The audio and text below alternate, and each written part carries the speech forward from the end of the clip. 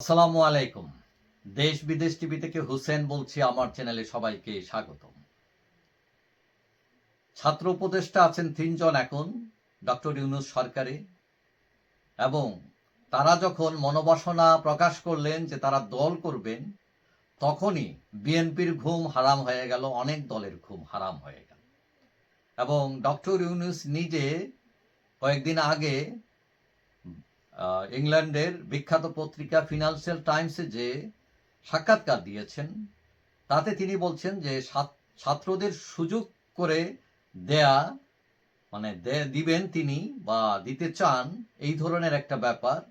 এবং এইটা নিয়ে এখন আরো তুলমাতাল অবস্থা। কেউ কেউ বলছেন এই ছাত্ররা তাকে ক্ষমতা বসিয়েছে, এখন তিনি তাদের সুযোগ করে দেবেন রাজনীতি। এটা কি গিভ অ্যান্ড টেক কিনা? এখন সন্দেহ করা হচ্ছে যে আগামী যে নির্বাচন হবে সেখানে কিংস পার্টি করে, পাতানো নির্বাচন করে ছাত্রদেরকে আবার ক্ষমতায় বসানো হয় কিনা।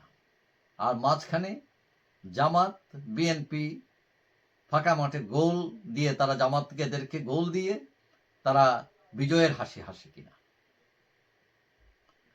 এখন এই যে ছাত্র যারা আগে ছিল বৈষম্য বিরোধী ছাত্র আন্দোলন, তারপর তারা একটা করলো নাগরিক কমিটি, এখন আবার নতুন দল করবে তারা। এখন কোনো দল করা এটা কোনো অন্যায় কিছু নয়, যে কোনো মানুষ তার দল করতে পারে। এখন প্রশ্ন উঠেছে যে সরকারের ভিতরে থেকে দল করা নিয়ে বিএনপি প্রশ্ন তুলেছে। যদিও বিএনপি এবং জাতীয় পার্টি তাদের দলের জন্ম হয়েছে ওই সরকার থেকে। এখন এই যে খেলা জমছে ছাত্র, সরকার, বিএনপি, জামাত, এখন এখানে নীরব দর্শক হচ্ছে আওয়ামী লীগ। তারা খেলা দেখতেছে। কিন্তু ছাত্রদের অবস্থাটা এমন, বিএনপি বলছে যে ঠিক আছে তোমরা দল করো, সমস্যা নাই, কিন্তু সরকার থেকে বেরিয়ে এসো করো। কিন্তু ছাত্রদের মনোভাব হচ্ছে তারা গাছেরটা খাবে, তলারটাও খাবে তারা। কিন্তু তাদের সরকার থেকে সরে আসতে অসুবিধাটা কি? নাকি ওই যে টিউশনি ছেড়ে সোজা মন্ত্রী হয়ে এখন আর মন্ত্রিত্ব ছাড়তে মন চাইছে না, বা বাটার বাখন এগুলো খাওয়ার যে একটা অভ্যাস হয়ে গেছে, মানে সেটা তো আর ছাড়তে মন নাও চাইতে পারে। কারণ আমাদের দেশে দেখা যায় ক্ষমতায় গেলে এরা আর নামতে চায় না, এদেরকে ক্রেন দিয়ে টানিয়ে নামানো লাগে, এই অবস্থা। এখন ইউনূস সাহেব ছাত্রদেরকে সুযোগ করে দেওয়ার কথা বলছেন, আবার এদিকে ছাত্ররা ঝুঁকিতে আছে এটাও বলতেছেন। মানে ষড়যন্ত্র হতে পারে, তারা টিকতে পারবে কিনা, অর্থাৎ তার মায়া লাগতেছে যে এরা কোনো বিপদে পড়ে কিনা, এই সব। এখন ছাত্ররা এত বোকা না, কিন্তু তাদের অভিজ্ঞতা কম।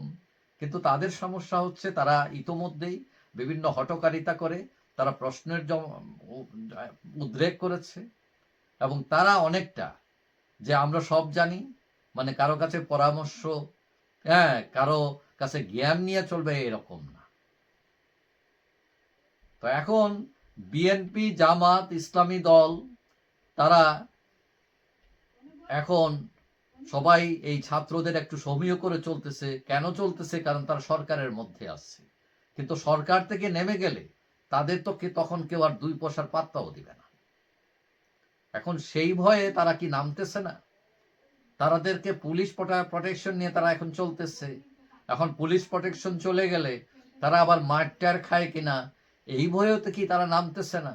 নাকি ওই যুক্তিতে নামতেছে না যে বিএনপি, জাতীয় পার্টি, তোমরাও সরকারের থেকে দল করছো, আমরা করতে অসুবিধা কি?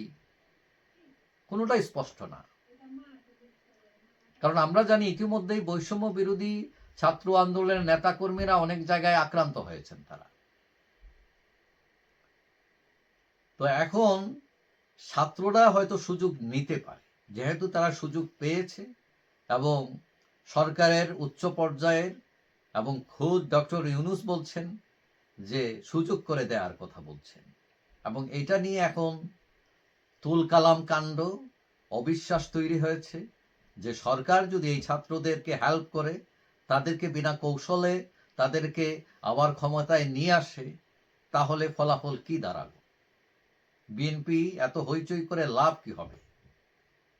তবে এইটাও কেউ কেউ বলছেন যে ছাত্ররা যে এরকম হাঁকডাক দিতেছে ফলাফল অত মধুর নাও হতে পারে।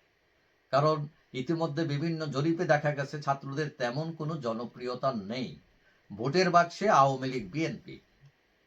কেউ কেউ বলছেন ছাত্রদের এই যে হইচই, হাঁকডাক, মানে এগুলো কাজে দিবে না, অর্থাৎ যত গর্জে তত বর্ষে না।